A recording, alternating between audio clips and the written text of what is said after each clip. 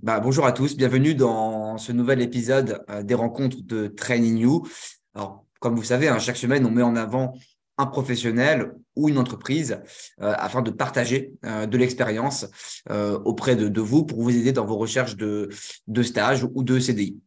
On le fait en corporate finance ou en conseil en stratégie. Aujourd'hui, c'est corporate finance et j'ai le plaisir de recevoir Édouard Léger, qui est deputy manager en TS chez Deloitte. Bonjour Édouard, merci de nous faire l'honneur de ta présence aujourd'hui. Quelques mots sur le programme de la session. Le webinaire va être divisé en 4 parties. Premièrement, je vais poser quelques questions à Edouard qui vont permettre de balayer son parcours et mieux comprendre son parcours. Ensuite, on parlera dans un second temps des process de recrutement en TS et plus particulièrement chez Deloitte. Dans une troisième partie, Edouard nous parlera des missions en poste en TS. Et enfin, dans une quatrième partie, on parlera rapidement des exits possibles après le TS parce que c'est généralement des métiers qui ouvrent des portes vers le private equity, le M&A ou d'autres métiers en corporate finance. Enfin, vous aurez une 10-15 minutes à la fin pour poser vos questions. Vous pourrez soit interpeller directement Edouard en levant la main, je vous donnerai la parole, soit en posant les questions dans le Q&A sur Zoom. Quelques mots sur Training You. Je m'appelle Guillaume Pommier, je suis diplômé de l'ESSEC. D'ailleurs, c'est là où on s'est connus avec Edouard. Et j'ai fait ensuite un premier parcours à Sciences Po Strasbourg. À l'ESSEC, j'ai fait 2 stages en M&A chez Pramex et Deutsche Bank. Et j'ai ensuite travaillé pendant à peu près 2 ans chez Lazare dans l'équipe TMT. Et suite à ça, j'ai lancé Training You avec Kyung Tae Gwan. Vous avez quelques références sur son parcours sur la page. Alors, pourquoi Training You? Parce qu'on a constaté un décalage.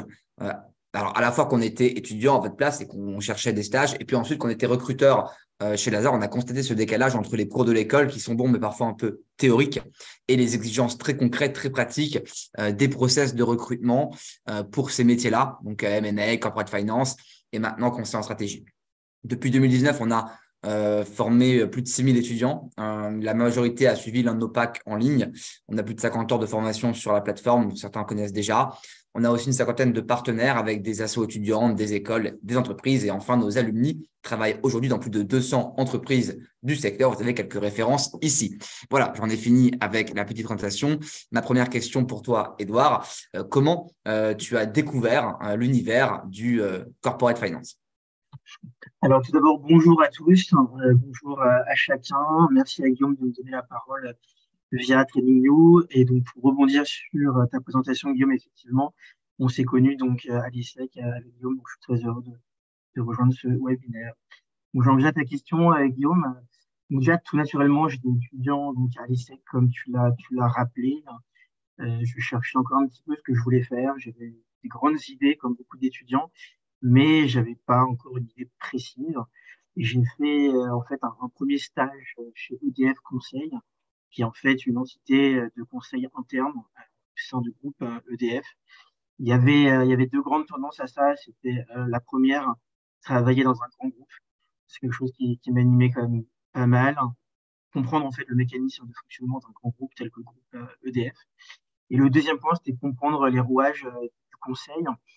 Et en fait, ce que j'avais en tête, c'était comprendre les leviers de croissance. Donc là, c'est interne, c'était vraiment donc les mécanismes d'efficacité opérationnelle. Mais vraiment, le fil rouge, en fait, c'était comprendre les leviers de création de valeur et de croissance dans une entreprise. Et j'en viens à répondre précisément à ta question. J'ai découvert en fait le côté vraiment interne d'une entreprise, donc via le conseil. Et en fait, ce qui me manquait, c'était le levier croissance externe, compréhension de comment se crée la valeur dans une entreprise et via notamment mes rencontres à l'ESSEC, notamment les rencontres avec les professionnels, les forums, j'ai découvert l'univers du corporate finance et des leviers de croissance externe. Alors, comme tu l'as rappelé, tu as réalisé plusieurs stages très différents pendant tes études à l'ESSEC. Tu as fait du conseil interne chez EDF, donc en corporate. Tu as fait du M&A chez Adviso Partners. Tu as aussi fait du private equity chez Venture Invest. Peux-tu nous parler de ces différentes expériences, à la fois les parties candidature et la partie mission en poste? Ouais, avec plaisir. Donc, j'ai esquissé donc ma première expérience chez donc, EDF Conseil. Donc, c'était en 2000, ça remonte un petit peu, donc c'était en 2015, si je dis pas de bêtises. Bon, je reviens rapidement sur le sujet, mais c'est pas forcément le cœur de notre rencontre aujourd'hui. Bon, déjà, pour le premier point, processus de recrutement. Alors, la particularité, c'était donc, j'avais été introduit via une ancienne de l'ESSEC. Donc, en fait, c'est une petite structure, hein, ça comprend 20 professionnels, enfin, ça comprenait à l'époque 20 professionnels. Donc, c'est vrai qu'il n'y a pas des grands slots comme les Big Four, et j'y reviendrai dans un deuxième temps. Mais donc, voilà, j'avais transmis mon CV et échangé avec une ancienne de l'ESSEC, hein, avec qui d'ailleurs je suis toujours resté en contact. Et donc, j'avais rencontré les professionnels à l'issue de ce contact. Donc, ça, c'était sur la partie recrutement chez EDF Conseil. Ensuite, dans un deuxième temps, sur la partie mission, alors, je vais pas revenir trop dans le détail de ces missions, mais brièvement, pour vous donner quand même un petit peu de saveur sur mon expérience, il y a eu deux missions principales. Une mission qu'on qualifiait de SRM, donc SRM pour Superior Relationship Management. Donc, en fait, l'idée, c'était de refonte des processus organisationnels pour la direction des achats. En fait, EDF Conseil source une partie, enfin, réalise une partie de ses prestations de conseil directement en interne, donc gérée enfin, from scratch to end-to-end. Et une autre partie, lorsque dépasse certains types de prestations et certains montants, elle fait appel à des prestations de conseil en stratégie, etc. Et donc, il y avait toute une refonte des processus de travail entre EDF Conseil et les différents conseils intervenir sur une prestation de conseil classique. Donc ça, c'était le premier point, le premier volet. Et le deuxième volet, qui était une deuxième mission, cette fois-ci en appui à la direction marketing du groupe, dans le cadre de la refonte des tarifs réglementés de vente. C'est un gros sujet, ça l'est toujours d'ailleurs actuellement avec les sujets en lien avec le marché de l'énergie. Mais bon, sans rentrer trop dans les détails, c'était la refonte donc, des tarifs réglementés et le passage de ces TRV un passage sur le marché libre. Et donc, il y avait une refonte du portefeuille client chez Udemy. Voilà. Euh, Ensuite, j'en viens à mon expérience chez Adviso. Donc, Adviso Partner, c'est une boutique M&A, donc mid cap, qui a la particularité d'être une boutique qui est en lien avec le cabinet d'avocats Fidal, notamment. Donc, il y a pas mal de passerelles, notamment au niveau du sourcing des deal flow. Premier point, donc le recrutement, comment il s'est fait? Il s'est fait par candidature externe, classique. J'ai communiqué mon CV, j'ai échangé avec des professionnels. De mémoire, alors ça remonte un petit peu, c'était en 2016, j'ai eu 3 tours. Donc classiquement, un tour de fit, un tour de technique et un tour confirmatoire avec le fondateur de la boutique, qui s'appelle Bertrand Timonier, qui est un ancien de chez Sodica. Voilà, ensuite, ce que j'y ai fait, rapidement, deux natures de mission. Premièrement, une nature d'émission plutôt d'origination, d'origination au sens des pitchs. Donc, typiquement, j'ai travaillé sur plusieurs pitchs, mais c'est ce que je garde en tête depuis maintenant quelques années. Je dirais deux entreprises. Une entreprise qui était dans la fabrication d'étiquettes pour l'industrie viticole. Donc, concrètement, qu'est-ce que c'est? C'est donc sur les bouteilles de champagne ou les bouteilles de vin, donc les étiquettes peuvent être sérigraphiées avec de la dorure, etc. Donc, il y a une certaine forme de savoir-faire ici. Une entreprise qui se situe à Bordeaux.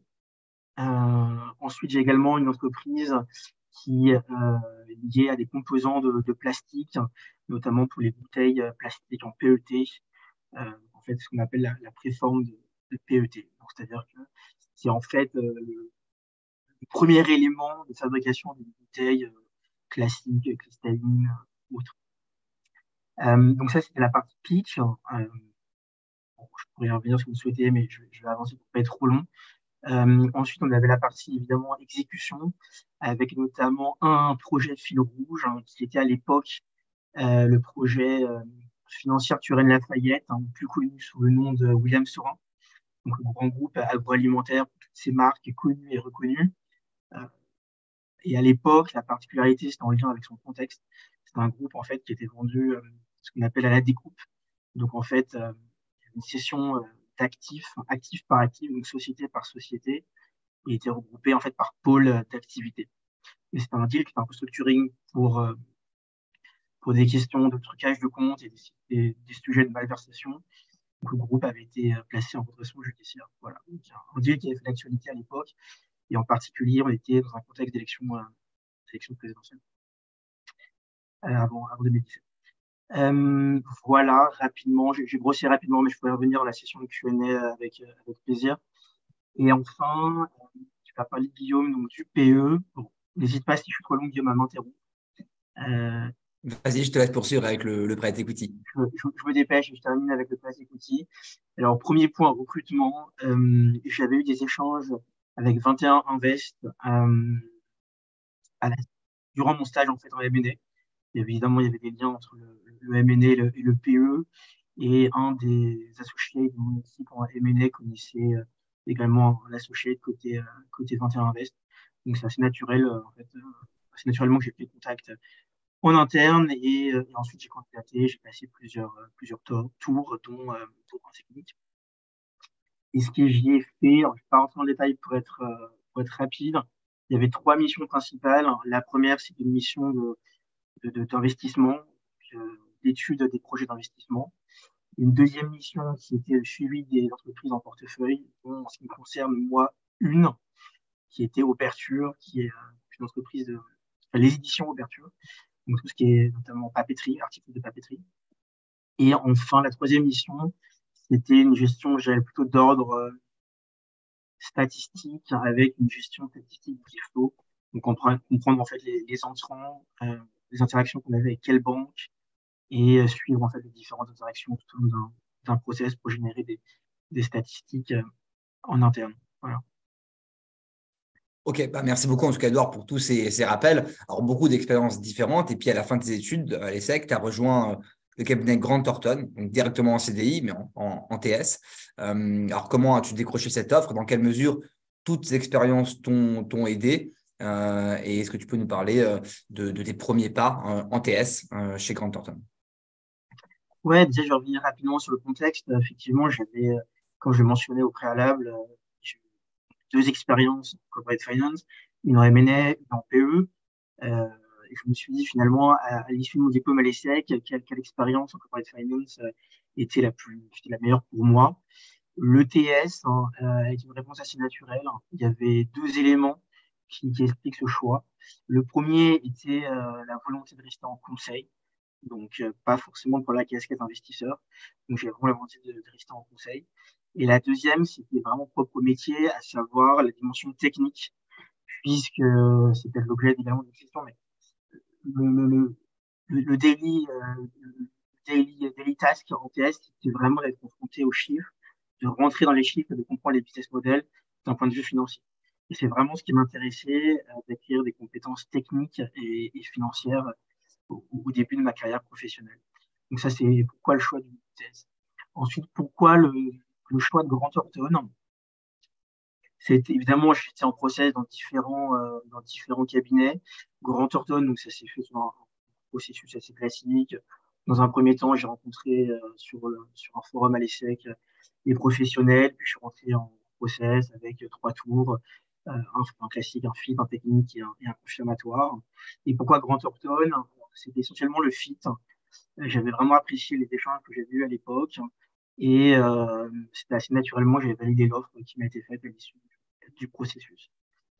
Et enfin, ton dernier point, Guillaume, journée type, peut-être pas, mais mes premiers pas en TH chez Grant Thornton, j'ai fait pas mal de choses. Mais pour vous citer quelques dossiers, j'ai travaillé pas mal dans la santé. J'ai travaillé notamment pour un gros acteur dans tout ce qui est laboratoire de biologie médicale, qui est un gros secteur en consolidation en France. Alors, peut-être explique-nous en quelques mots quand même la différence entre le TS et d'autres, les métiers que tu avais fait avant. On comprenne bien, en fait, ensuite on rentrera dans tes missions en poste. Mais concrètement, quel est le rôle du TS? À quel moment il intervient dans la transaction et quel type de service, justement, il propose dans cette transaction? Ouais. Alors effectivement, l'ETS, donc comparé donc, au M&A, nous, on est vraiment, donc le M&A, on le voit et on le qualifie toujours comme le chef d'orchestre de la transaction. Nous sommes un conseil parmi d'autres, puisqu'évidemment, il y a le conseil en strat, les comptes sur les avocats, que ce soit sur différents streams, que ce soit sur le tax, que ce soit sur la chair, que ce soit sur des problématiques très particulières en fonction des dossiers. Et nous, donc le TS, on va se concentrer en tant que conseil sur ce qu'on appelle des due diligence financières. Donc nous, notre rôle, il est de rendre un rapport, donc qu'il soit à la vente ou à l'achat, euh, pour en fait qualifier l'information financière et identifier des zones de risque, avec notamment les deux analyses les plus regardées par les investisseurs, à savoir ce qu'on appelle grand 1, la quality of earning. Donc c'est la normalisation de l'EBITDA. Je ne rentre pas trop dans les détails techniques, mais c'est la normalisation en fait d'un agrégat de référence au côté PNL. Et dans un deuxième temps, la quality of net debt, qui est la normalisation d'un agrégat côté bilanciel, pour ressortir en fait des key aggregates pour valoriser une société. Ok, bah, très clair. Alors, pour ceux qui veulent plus d'informations sur ces Quality of Earnings, on a un cours de TS sur la plateforme, vous pouvez vous y référer pour réviser ça avant vos entretiens. Donc, Edouard, après 2 années chez Grant Thornton, tu as rejoint le cabinet Deloitte, le cabinet du Big Four, où tu occupes aujourd'hui le poste de Deputy Manager et toujours en TS. Alors, plusieurs questions sur ça. D'abord, pourquoi cette transition au bout de 2 ans de Grant Thornton à Deloitte? Ensuite, est-ce que tu peux nous rappeler les différents grades en TS et en quoi ça diffère du M&A? Du coup, là, tu es manager, enfin, député manager. Voilà. Comment on évolue en fait dans le secteur du TS? Et enfin, quelles sont les grandes différences avec ta précédente expérience chez Grant Thornton en termes de type de client, en termes de mission, en termes bien sûr de responsabilité, puisque tu n'as pas forcément le même rôle au sein du cabinet. Ouais. Alors, je vais commencer par répondre au premier et au dernier point, parce que les deux sont en écho et se répondent. Alors, pourquoi le switch et le move vers Deloitte au bout de 2 ans chez Grant Thornton? Il y a eu plusieurs points. Le premier point, c'était un sujet de pouvoir de marque. Je me suis rendu compte que Grand Turtle était en fait partie de sport plus sain, on va qualifier comme ça, du moins en France, plus connu aux US. Mais en tout cas, sur les marchés européens et français, Deloitte a un pouvoir de marque plus reconnu. Donc ça, c'était le premier point sur l'aspect, on va dire, CV pour le qualifier rapidement. Deuxième point, c'était sur les deals. En effet, j'avais la volonté d'évoluer sur des deals plutôt de type internationaux, donc cross-border. Euh, Grand Thornton était plutôt sur des deals franco-français, alors que Deloitte, effectivement, en lien d'ailleurs, dit rapidement avec le pouvoir de marque, la capacité donc de travailler avec tous les bureaux de Deloitte et des clients internationaux. Et enfin, en termes de taille de deal, le troisième point, c'était d'évoluer sur des deals, on va dire évoluer sur une fourchette small slash mid vers une fourchette large. Et ça, c'était clairement possible chez Deloitte, ce qui n'était pas le cas, ce qui n'était pas le cas pardon, chez Grant Thornton. Donc ça répond également au dernier point, hein, puisque effectivement chez Deloitte, c'est ce que je retrouve au quotidien. Tu l'as rappelé, je suis actuellement donc, assistant manager, donc après 2 ans chez Deloitte, donc avec un total de 4 ans d'expérience en TS. Et effectivement, en termes de clients, alors, euh, et là, j'en trouve le sujet de mes clients et de mes missions. Je travaillais, par exemple, je suis en lien avec la partie cross-border volontairement. Je travaillais, par exemple, pour un grand groupe aéronautique français qui cherchait à faire une acquisition pour un grand groupe aéronautique canadien qui avait des actifs au Canada, mais également aux US, dans tout ce qui est plutôt fuselage d'avions, plutôt donc la première partie de la construction d'un avion. Je pourrais citer celui-ci, je pourrais vous citer également un sujet d'infrastructure pour un grand groupe d'énergie renouvelable qui cherche pas au focus à la vente, donc qui cherchait à se vendre auprès d'un acteur étranger. Voilà, je pourrais vous citer pas mal du sujet.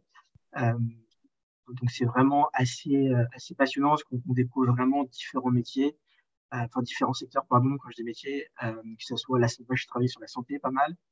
Euh, je pourrais vous citer des cliniques vétérinaires, par exemple. Je pourrais vous citer donc, des cliniques de santé humaine, mais également pour ceux qui ont l'appétence un peu plus VC, des sujets de levée de fonds pour des medtech.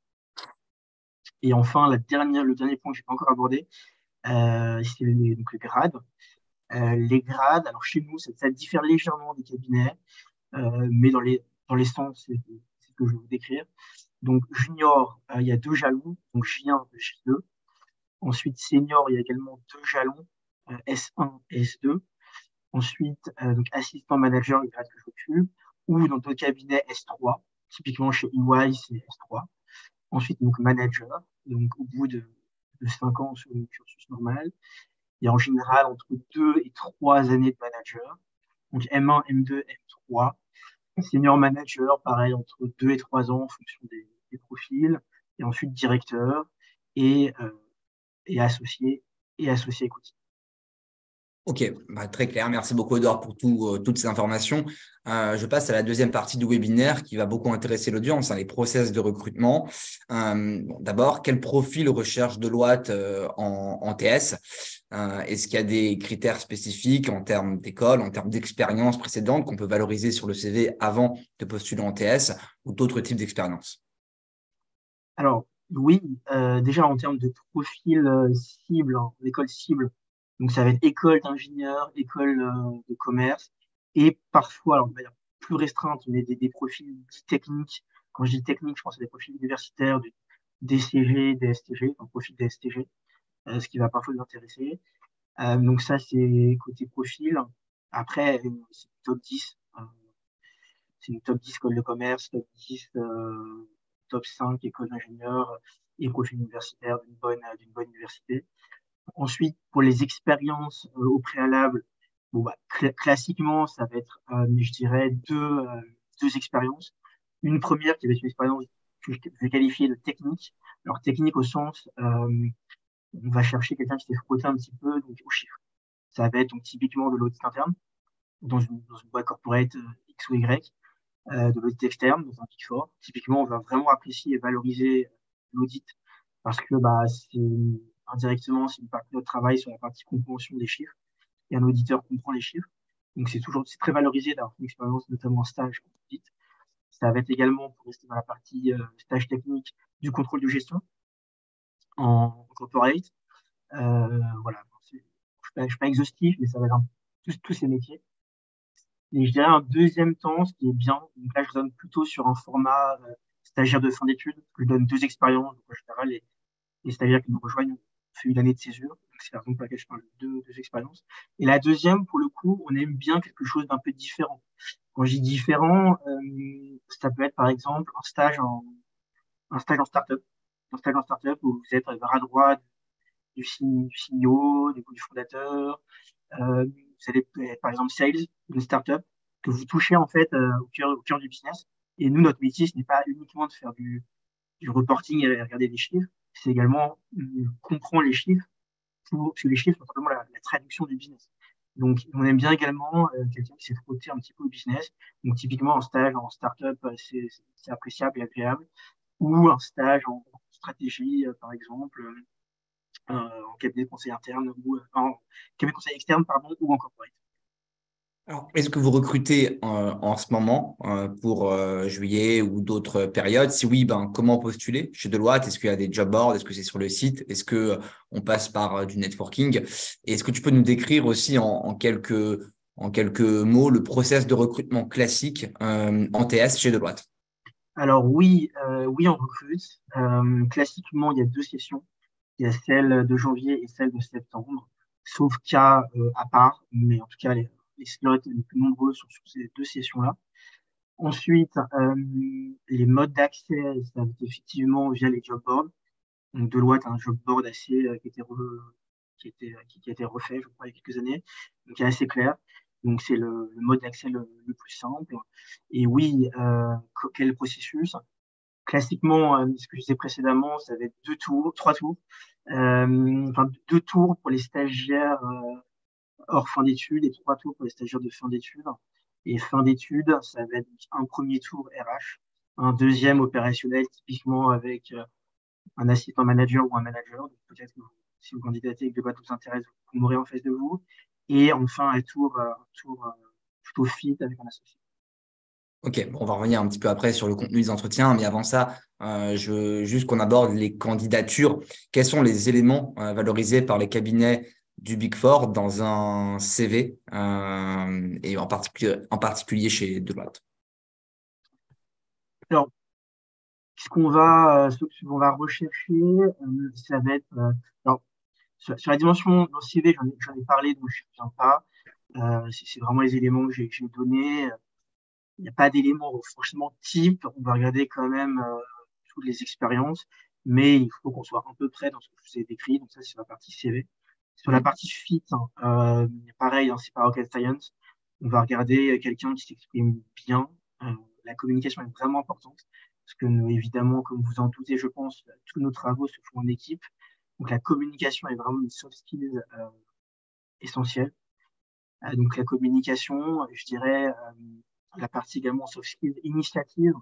On va chercher dans vos expériences associatives, par exemple, si vous avez fait œuvre durant votre parcours académique d'initiative via des créations d'associations, le sport, bref, il y a beaucoup de choses, mais c'est également quelque chose qu'on va regarder, parce qu'on attend des gens qui savent faire le travail, évidemment, mais qui savent également être forts de proposition. Donc, c'est, je dirais, les deux dimensions en soft skills, côté fit, que l'on va regarder.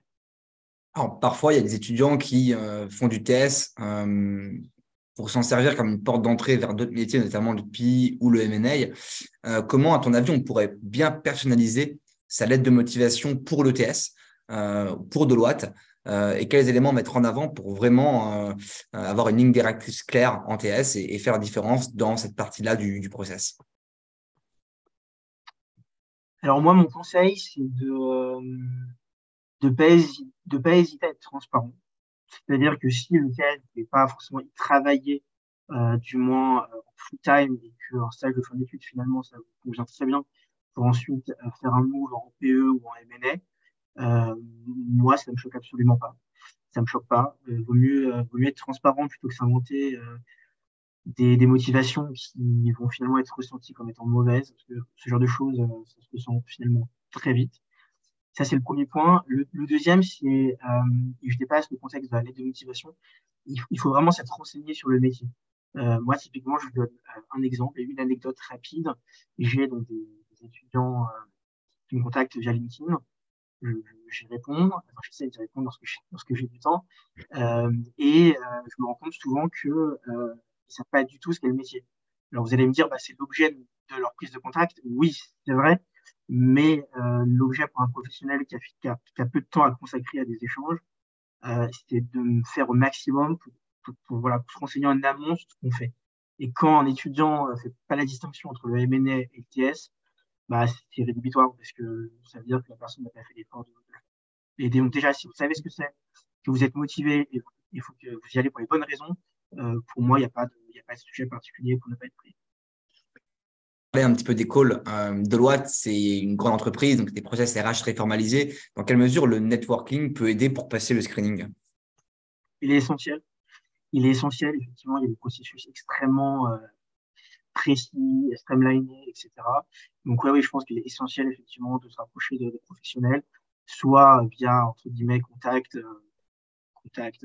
au hasard ou contact via LinkedIn, ou plus sûrement via networking sur les forums qui sont vraiment structurés et faits pour.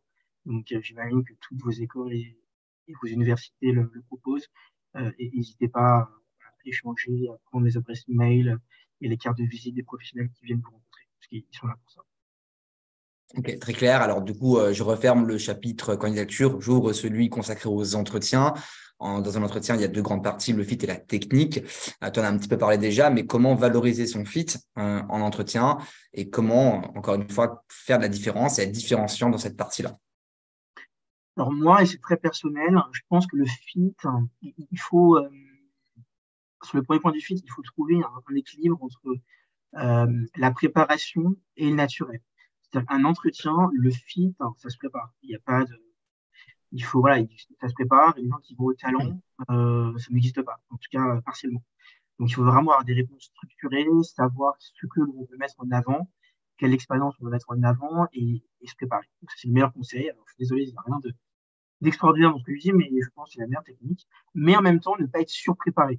C'est-à-dire ne pas tomber dans l'écueil inverse et ne pas trop, enfin, être un robot. on recherche quand même des gens. Nos journées de travail peuvent être longues. On cherche des gens avec qui il sera agréable de travailler. Donc, gardez également, malgré la préparation, du naturel. Si vous êtes quelqu'un avenant, bah, n'hésitez pas à montrer que vous êtes avenant. Au contraire, si vous êtes quelqu'un un peu plus timide, bah, c'est très bien, vous êtes timide, vous êtes comme ça, n'essayez pas de vous changer, de rentrer dans un moule.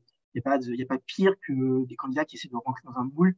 On se rend compte très rapidement que voilà, c'est un malaise, et le malaise, il y a une sortie de côté. Ok, très clair. Alors, sur la partie technique maintenant qui est importante, quelles sont les questions qui reviennent le plus souvent en TS et quelles sont les grandes différences dans l'évaluation technique en TS par rapport à d'autres métiers comme le M&A ou le private equity? Alors déjà, vous avez beaucoup de chance parce que l'entretien technique se ressemble d'une certaine manière entre le M&A et le PE. Pourquoi? Parce que le postulat est le même. On attend de vous que vous compreniez, premièrement, la relation comptable et financière entre les différents états financiers. Donc ça, je pense que TradingView développe des formations à ce sujet. Je laisserai Guillaume en parler. Je me fais la publicité en amont. Euh, non, mais blague à part, je pense qu'effectivement, il faut comprendre les impacts de chaque élément entre les états financiers, donc les DNA, quels sont les impacts entre le bilan, le cash flow et le PNL, pourquoi tel élément fonctionne comme ça, etc. Donc vraiment comprendre ce qui se passe dans les états, comment l'information, en fait, comment le business de l'entreprise se matérialise dans les états financiers. Euh, donc la facturation, comment une entreprise facture, comment c'est reconnu en chiffre d'affaires, comment les coûts sont matérialisés, etc., etc. Donc ça va être le premier point. On ne s'attend pas comme des spécialistes, on vous attend sur la compréhension.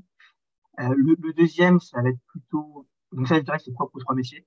Le deuxième, ça va être des questions techniques un peu plus précises sur typiquement les ajustements de QoE, donc Quality of Earning, et les ajustements de dette nette. Donc là, il faut avoir un petit peu bachoté en amont et avoir des exemples en tête.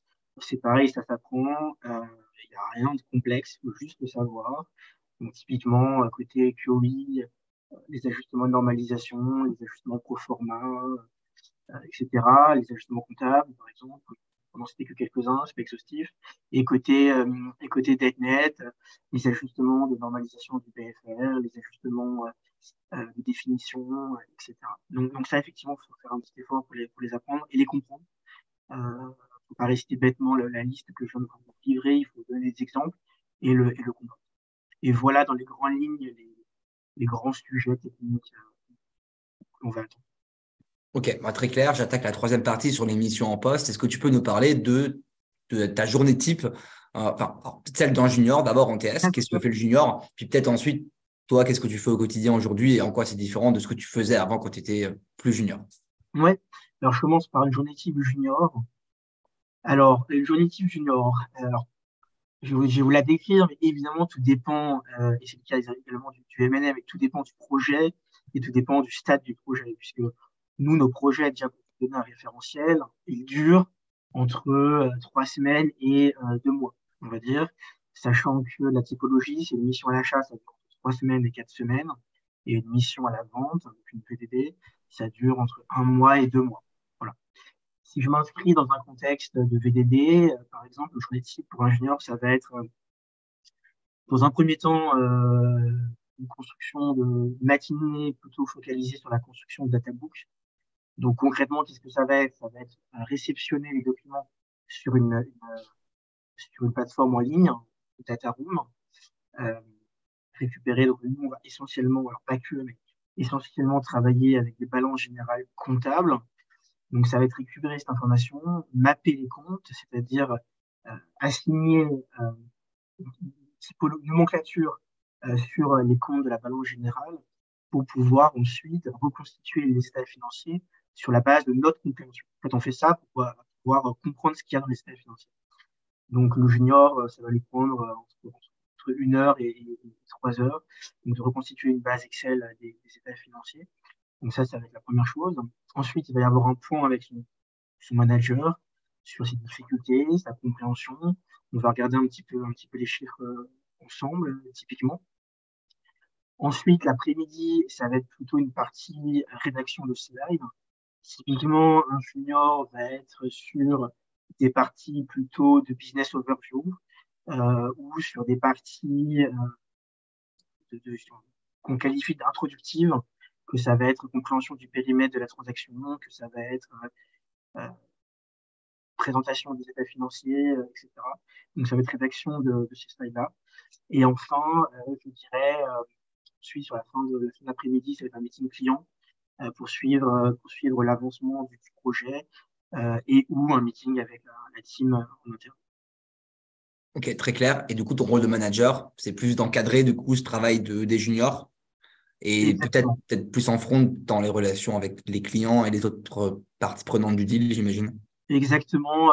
Rapidement, c'est effectivement gérer l'équipe, s'assurer que tout le monde a bien compris ce qu'il doit faire, s'assurer que la mission avance comme elle doit avancer, faire du reporting aux gens au-dessus de nous, donc que ce soit chez Deloitte plutôt directeur et ou associé en fonction de la taille de la mission. Et enfin, effectivement, gérer tous les processus de Q&A avec la cible ainsi que les interactions avec et les autres prestataires de conseil. Ok, bon, très clair. Est-ce que tu peux nous donner un exemple de mission marquante que tu as réalisée depuis que tu évolues dans ce métier? Alors, soit chez Grant Thornton, soit chez Deloitte. Alors, il y en aurait beaucoup, mais une mission que j'ai réalisée récemment, donc en VDD, j'en parlais brièvement tout à l'heure. Donc, c'est une VDD pour un groupe donc d'infrastructures d'énergie renouvelable, un groupe français avec la particularité, donc essentiellement des panneaux photovoltaïques, mais un petit peu également d'hydrogène. Enfin, pardon, il y a 3 points en fait. Il y a à la fois éolien, hydrogène avec une nouvelle activité et également un barrage hydraulique, donc trois sources d'énergie. Pourquoi cette mission? Parce que c'est une mission assez complexe, notamment premièrement en termes de taille d'équipe. C'est une équipe que j'ai dû gérer. On était 6 dessus, en m'excluant, donc 6 en dessous de moi.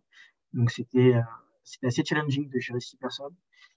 Donc ça, c'est le premier point. Le deuxième, en termes de complexité de l'information comptable, je vous fais grâce des détails, mais il y a un certain niveau de complexité dans la mesure où on a dû reconstituer des comptes consolidés parce que l'entité ne faisait pas de comptes consolidés.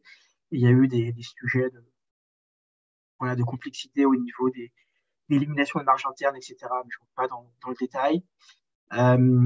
Et enfin, pourquoi j'ai choisi cette mission de vous en parler? Parce que c'était ma première mission sur la thématique d'infrastructure.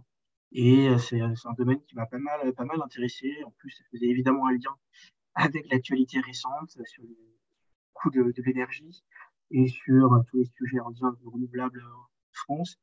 Donc, effectivement, c'était un deal exposé, complexe et faisant le lien avec l'actualité. Donc, pour ces 3 raisons-là, j'ai vraiment apprécié ce deal. Ok, alors, très clair. Il y a une tendance qui est assez présente aujourd'hui chez les étudiants jeunes diplômés, c'est le work-life balance. Et on dit généralement qu'en TS, on travaille un peu moins qu'en banque d'affaires. Alors, qu'en est-il? Est-ce que tu peux nous parler du rythme de travail en TS et en Big Four en TS? Oui, alors le premier point, c'est qu'on travaille. Ça, c'est le premier point. Alors, on travaille, ça veut rien dire, je l'entends, c'est le point pour lequel je vais précisément penser. Une fois de plus, tout dépend du projet, mais une journée type en moyenne, donc je lisse volontairement, ça va être du 9h, 21h30, on va dire ça. Avec des pointes au-delà, avec parfois la nécessité de mettre un coup de collier le week-end. Alors, pas tout le week-end, mais ça peut arriver de devoir terminer des analyses lorsqu'on est junior, typiquement, ce genre de choses. C'est pas la normalité, hein, je vous rassure. C'est pas la normalité, ça peut arriver, mais c'est pas la normalité. Donc voilà, on est plutôt sur des journées de 9h, 21h, 21h30, avec des pointes lorsque le projet arrive sur la fin et que l'on doit remettre des livrables au niveau de la deadline. Donc oui, c'est moins intense que le M&A, évidemment, il n'y a pas de commune mesure.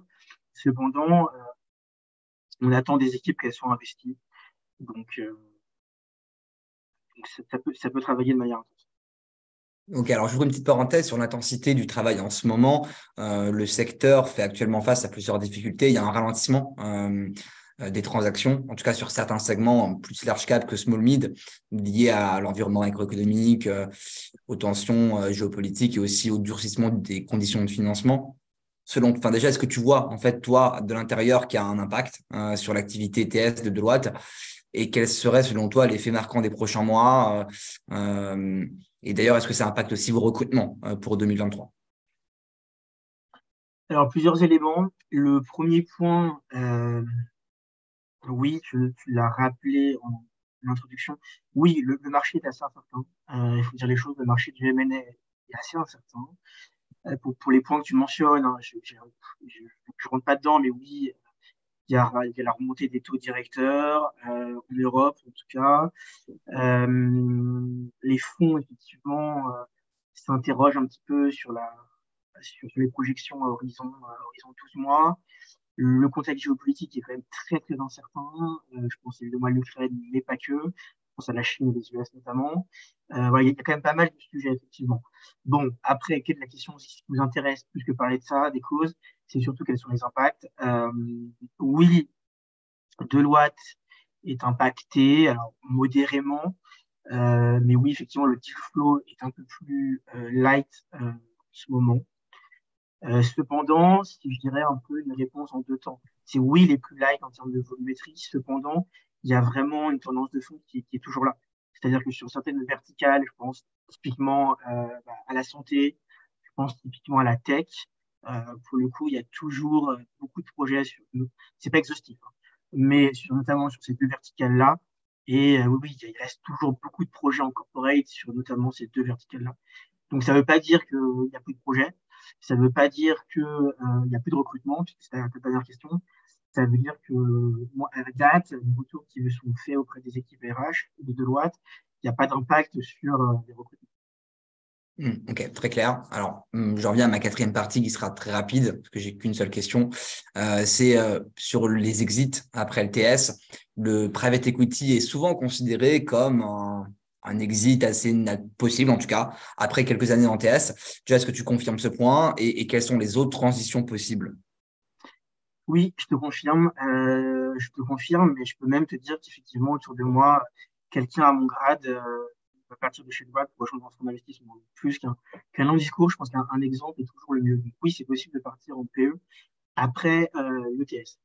Ensuite, sur le deuxième point, quels sont les autres exits? Écoute, classiquement, ce que je vois autour de moi, il y a des exits en direction financière. Donc, direction financière au sens large, ça peut être typiquement bras droit du CFO dans des structures plus petites, dans des startups, ou même CFO, d'ailleurs, je dis bras droit, mais j'ai des exemples que j'ai en tête, des anciens managers qui sont partis directement en CFO de startups, qui font déjà des belles startups. On parle d'entreprises qui font plusieurs milliers de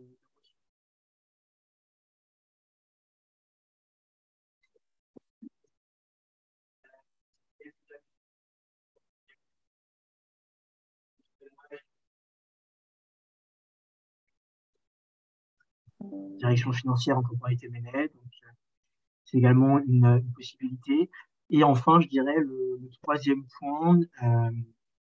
Alors non, le troisième et quatrième point, j'ai rajouté deux. Le troisième, c'est d'aller en M&A. J'ai des exemples. Alors, c'est pas, c'est évident, tout le monde ne peut pas le faire parce que c'est des places qui valent cher et parce qu'il n'y a pas forcément la place pour tout le monde, tout simplement. Mais c'est quelque chose qui est possible de faire le move entre le TS et une boutique M&A, typiquement. Peut-être moins pour les grandes banques, mais pour les boutiques M&A de premier plan, c'est tout à fait possible. Et enfin, le quatrième exit, je pensais à l'entrepreneuriat. J'ai des exemples autour de moi de camarades qui font leur entreprise. Ok, ça marche. Bah, merci beaucoup en tout cas, Edouard. Avant de passer hop, à vos questions pour Edouard, je rappelle juste pour ceux qui sont en train de préparer, de chercher un stage en ce moment, bah, que pouvez accéder au pack Training New. On a 3 packs qui sont tous accessibles, ils sont sans engagement. Donc, vous pouvez très bien prendre le pack pendant un mois ou deux et résilier quand vous voulez. Et dans nos packs, on a une partie cours où en fait, on traite toutes les questions qui tombent régulièrement en entretien. On vous dit enfin, quoi dire et comment le dire. Donc, sur le M&A, on a des cours sur chaque thématique, la compta, le LBO, la valo, les mergers, etc.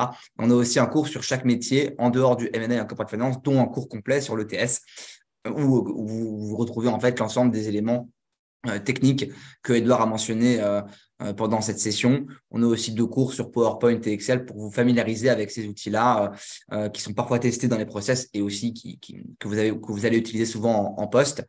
On a ensuite un bloc de questions d'entretien, de tests pour mettre en pratique votre compréhension des concepts. Donc, il y a plus de 300 questions d'entretien qui sont corrigées. Vous pouvez suivre votre progression à votre rythme. On a enfin des fiches sur les principales banques et fonds.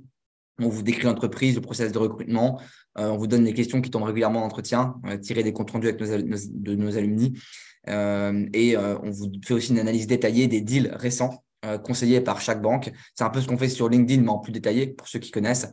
Et pour le fond, on fait une analyse du portefeuille, de la stratégie d'investissement du portefeuille et des exits récents. Enfin, vous retrouvez sur la plateforme l'ensemble des webinaires qui sont, quasiment tous les replays sont aussi publics, c'est sur notre chaîne YouTube et sur le site. Et vous retrouvez aussi des podcasts avec des professionnels qui vous décrivent un petit peu comment ils ont réussi à trouver leur stage et leur CDI, puis qui vous parlent de leur mission sur le même modèle que ces webinaires que nous vous proposons régulièrement. Enfin, avant de passer au Q&A, les prochains événements. Semaine prochaine, je recevrai 2 banquiers de Alantra. Donc, ce sera vraiment focus M&A. Pourquoi travailler chez Alantra? Ce sera Oriane Durvy, qui est l'une des fondatrices du bureau de Paris de Alantra et managing director. Il y aura aussi Sylvain Charrier qui nous parlera plus de la partie analyste junior et des missions en poste. Et pour ceux qui seraient intéressés par le conseil en strat, donc ça, ce sera le mardi 7 mars et le mercredi 8 mars, ce sera une étude de cas corrigée en live par Ferial Ferrad, que vous connaissez certainement si vous suivez régulièrement nos webinaires. Elle corrigera une étude, donc c'est une ancienne consultante du BCG, et elle corrigera une étude de cas operations en live. Voilà pour les prochains événements Training New pour rester connecté à l'actualité de l'entreprise. Je passe à vos questions. 2 moyens de poser vos questions. Soit vous levez la main et je vous donne la parole et vous interpellez directement Edouard. Soit je prends la question du Q&A. On en a déjà quelques-unes. Donc, je peux potentiellement commencer. Alors, ok, j'ai une question. Edouard, on prend une première question. Vous parlez de TS, de levée de fonds. En quoi ce TS et ses rapports différents d'un TS? Voilà, la question est pas. Ok, je passe à une autre question. Une autre question. La partie technique consiste-t-elle en un vrai cas technique ou bien seulement en une série de questions orales, Edouard? Est-ce que c'est un cas technique? Est-ce que c'est juste des questions? Non, c'est une bonne question. Merci pour la question. Ça va dépendre, une fois de plus, ça va dépendre en fait tout simplement de l'humeur et de la volonté du recruteur. Ça peut être, en fait, typiquement, moi j'ai vu les 2 cas. J'ai vu un cas, typiquement, vous avez un jeu de slide imprimé et vous avez, je sais pas, 20 minutes pour identifier des éléments qui sont susceptibles de faire l'objet d'un ajustement. Donc, ouais, l'objet, ça va être grand 1 de regarder le cas, de l'étudier, de souligner les éléments qui vous paraissent intéressants, etc. Grand 2, de restituer ces observations en ajustement. Et grand 3, de faire une restitution. Donc, tout ça, ça va être une étude de cas classique. Et grand 2, non, ça va dépendre, ça peut être également l'objet d'une conversation comme là, typiquement, c'est une question directe. C'est-à-dire, pouvez-vous me donner les 4 ajustements classiques sur une qualité offerte? Donc, la réponse, c'est ça va dépendre. Ok, bon, très clair. Alors, j'ai eu des questions sur les candidatures. Je te les pose un peu en vrac. Est-ce que les candidatures spontanées sont considérées ou est-ce que c'est vraiment mieux de postuler à des offres qui existent en ligne? Et ensuite, est-ce que vous recrutez en TS en stage de césure? Tu en as parlé, hein, il me semble. Mais bon, est-ce que c'est que fin d'études? Est-ce qu'il y a aussi des césures? Et un seul stage en contrôle de gestion suffit-il pour rentrer en TS derrière? Donc, il y a plusieurs questions. Je commence par la fin. Donc, le contrôle de gestion, est-ce que c'est suffisant? Il y a pas, en fait, c'est un point en lien avec la deuxième question. Il n'y a pas vraiment est-ce que c'est suffisant? C'est difficile. Il faut regarder tout le profil. Je peux pas répondre comme ça, là, à la volée, ni pour décevoir, ni pour donner des fausses espérances, également. Euh, Ça peut l'être, mais effectivement, j'ai peur que ce soit un peu juste. Nous, ce qu'on va regarder, enfin, premièrement, et ça va répondre au deuxième point, nous, on prend essentiellement des stages de fin d'études, voire exclusivement des stages de fin d'études. Donc, et comme je le disais précédemment, les stagiaires de fin d'études, ont classiquement 2 stages. Donc, ils ont 1 an d'expérience professionnelle, 2 stages de 6 mois. Donc, ça répond à la question, est-ce qu'un stage de contrôle de gestion est suffisant? La réponse, ça tend à quand même être plutôt non que oui. Après, comme toute chose, il y a des exceptions partout, mais la réponse est plutôt non. Et pardon, ta première question, Guillaume, c'était… Non, sur les candidatures spontanées, est-ce Ah que oui. c'est mieux de voilà. Je vous disais d'entrée de jeu tout à l'heure, il y a 2 slots, donc janvier-septembre, sur des offres postées sur la plateforme. Les candidatures spontanées, oui, pourquoi pas. On peut avoir des besoins ponctuels, mais vous allez avoir moins de chances d'être pris que dans le cadre des 2 slots que j'ai mentionnés précédemment, tout simplement en lien avec la volumétrie, en fait. C'est juste ça. Ok, très clair. Alors, on a parlé des exits. Combien d'années en TS, en général, il faut, en tout cas, s'il y a une réponse pour passer ensuite en PI? Je dirais, pareil, il n'y a pas de réponse mathématique, mais je dirais deux fois plus. C'est basé uniquement sur mon expérience. Donc, c'est pas rocket science. Moi, je vois des exits plutôt à 4-5 ans. Ok, très Avant, clair. parce qu'il n'y a pas de valeur ajoutée pour le fond. Très clair. Alors, on a sûrement quelques personnes qui s'interrogent sur ce sujet. Il y en a une qui la pose. Les salaires en début de carrière en TS, en junior 1 chez Deloitte, quelle est la fourchette annuelle? Alors, donc 2 choses. Donc, la fourchette, ça va. Alors, vous me pardonnerez peut-être l'imprécision de 1 ou 2 cas, mais la fourchette, en tout cas, est bonne. Là, c'est entre 38 et 42 cas. Et après, ça peut varier. Pourquoi une fourchette? Parce que ça dépend du ranking de votre école. Donc, si vous D'accord. êtes un de mémoire, que ça a légèrement évolué récemment, si vous êtes top 1, enfin top école, vous serez à 42, 43, je crois, maximum. Est-ce qu'il y a un bonus comme dans les banques ou j'imagine que c'est Alors, ça a compliqué? évolué. Je crois que, alors avant, la réponse était non, les chiens n'avaient pas de bonus. Mais maintenant, je crois que les chiens ont un petit bonus. Bon, ça reste peu de choses. On est sur, ouais, l'ordre de grandeur, c'est entre 0 et 3 quarts. Ok, ça marche. Très clair. Alors après, il y a des questions qui sont assez individuelles. J'essaie de prendre des questions un peu plus générales quand même pour que ça serve au plus grand nombre. Donc, si vous deviez classer les expériences suivantes, donc Edouard, si tu dois classer ça, audit, TS, PI, consultant en stratégie dans un ordre logique. Par quoi commencer et par quoi finir lorsqu'on est attiré par ces métiers? Alors, je l'ai pas devant les yeux, la question. Alors, je te le dis du coup, audit, TS, PI, consultant en stratégie. Parce que l'objet de la question, c'est quoi exactement? C'est pour aller Donc, en en PI? fait, la personne est intéressée par tous ces métiers. Est-ce qu'il y a un ordre plus logique qu'un autre pour parcourir ces métiers? C'est un peu complexe de répondre. Ouais, ouais, ouais. En fait, je pense qu'il n'y a pas de. Je pense qu'il y a. Enfin, la logique, si je la comprends bien, c'est de. En fait, je suis pas sûr de comprendre la question. La question, c'est en fait, vous Non, êtes. je pense qu'en fait, c'est quel est le parcours type. Et bon, ouais, je peux donner un élément de réponse. Je pense que d'abord, si tu commences par l'audit, après tu fais le TS, après tu fais le PI. Et conseil en strat, c'est un peu différent. Je pense que tu peux faire du conseil en strat après du PI, peut-être moins après du TS ou de l'audit. Mais après, là, je laisserai Edouard répondre. Alors oui, oui, ok. Alors évidemment, merci pour la précision, Guillaume. Oui, oui, effectivement. Alors la réponse est oui et non. C'est-à-dire que oui, Guillaume a raison dans ce qu'il vient de vous indiquer. Cependant, je suis certain de mes. Une fois de plus, hein, je base ma réponse sur quelque chose de factuel, basé sur mon expérience, hein. Ça me paraît le plus intéressant pour vous, parce que j'ai pas la prétention de connaître tout le marché. Euh, j'ai vu des gens en TS partir en conseil en strat. Donc, alors, une Hmm. fois de plus, je dis pas que c'est le gros des troubles, je dis pas que ça arrive tout le temps, je dis que c'est possible. Et la nuance est très importante. Mais oui, de manière générale, si vous voulez faire du conseil en strat, c'est- alors je pense que clairement, vous pouvez faire du conseil en strat, vous voulez terminer chez McKinsey ou Bain, vous pouvez faire un stage chez nous, ça sera valorisé. Parce que faire de la due financière, Hmm. c'est quand même proche en termes de mécanisme d'une due deal strat. Pas en termes de forme, en termes de fond, c'est un Hmm. peu différent. Hmm. Mais on retrouve quand même certains mécanismes. Donc je pense que si vous voulez postuler chez Mac, chez BCG et autres, faire un tour chez nous, c'est pas totalement déconnant. Cependant, c'est effectivement peut-être pas les premiers attendus. Typiquement, si vous voulez faire un conseil en strat, je vous conseille plutôt d'aller faire un tour en start-up et peut-être un deuxième stage en PI ou en M&A corporate, typiquement. Ok, très clair. Il y a des questions sur où est-ce qu'on peut trouver des exemples, des questions pour réviser. Encore une fois, je vous renvoie vers le cours de TS sur TrainingView où il y a des exemples en fait, qui sont mentionnés et on vous parle en fait de comment faire une quality of earnings pour répondre à ce type de questions en entretien. Edouard, on a une question sur Deloitte. Est-ce qu'il y a une unité TS au Luxembourg? Alors oui, oui, il y a une entité TS au Luxembourg. Donc, Deloitte, c'est un grand groupe, on a des bureaux un peu partout dans le monde. Mais pour répondre à la question, oui, au Luxembourg, il y a une petite équipe TS, je crois. Oui. Ok. Combien vous avez de places en moyenne en janvier et septembre pour les analystes juniors en CDI?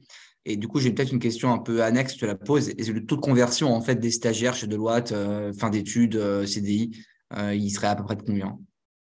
Alors, première question, on est entre l'équipe industrie, je ne vais pas présenter l'équipe, mais l'équipe où je travaille, donc l'équipe industrie, donc c'est-à-dire tout sauf deux secteurs, real estate et services financiers. Donc, on va dire que c'est l'équipe généraliste TS de Deloitte pour simplifier. On est à peu près 100 et sur 100, on a entre 3 et 5, si je parle que des stagiaires, on a entre 3 et 5 stagiaires et on J1 sur l'ensemble de la promo. Je n'ai pas fait le calcul avant de vous parler, mais ils doivent être une petite dizaine. Donc Ok. ça, c'est le premier point. Et le taux de conversion stagiaire full-time, pareil, j'ai pas quantifié, mais je pense qu'on doit être sur du 50 à 70%, grosso modo. Ok, ça marche. Du coup, on va pas prendre trop de temps pour Edouard. Je vois le temps, il avance. Donc, je vais prendre une dernière question. Après, on clôturera le webinaire. Est-ce qu'une mobilité est possible pour faire du TS dans d'autres pays quand on est chez Deloitte? Oui, tout à fait. Alors, je peux clairement vous en parler. Oui, tout à fait. Alors, il y a plusieurs conditions à ça. C'est-à-dire que vous, si vous vous intéressez à votre niveau, si vous voulez notre échange, à savoir junior, c'est pas possible. Ça semble assez naturel, parce qu'on a besoin de vous former en fait. Donc, un bureau de destination, donc à l'étranger, il veut quelqu'un de formé. Donc, pour lui, ça n'a pas d'intérêt. Par contre, oui, si vous restez de mémoire, c'est entre 2 et 3 ans. Je crois que de mémoire, c'est 3 ans minimum. Euh, enfin, c'est 2 ou 3 ans, je ne sais plus le chiffre exact en tête, mais il faut un petit peu d'expérience professionnelle. Vous pouvez demander une mutation dans un des bureaux à l'étranger. Ça marche. Merci beaucoup, Edouard, en tout cas, pour ton temps. Merci à tous pour avoir suivi cette session. On espère que c'était utile, que vous avez appris beaucoup de choses sur l'ETS. Merci encore, Edouard, pour le temps que tu as consacré aux étudiants, pour tes conseils. Et écoutez, pour ceux qui souhaitent, alors déjà pour ceux qui souhaitent être au courant des événements et suivre l'actualité, n'hésitez pas à nous suivre sur LinkedIn. On met beaucoup de deals récents, ça vous permet d'être un peu au courant de ce qui se passe. C'est intéressant d'être acculturé au secteur quand vous cherchez des postes dans ce secteur-là. Et puis pour ceux qui veulent commencer leur préparation avec nous en TS, retrouvez le cours sur la plateforme où vous pourrez progresser en technique et optimiser vos chances d'un un cabinet du Big Four en TS. Voilà. Merci à tous. À bientôt pour de nouveaux événements Training You et je vous souhaite une excellente fin de journée. Merci de votre écoute. Merci à toi, Guillaume. Merci à tous. Au Salut revoir. Edouard. Au revoir.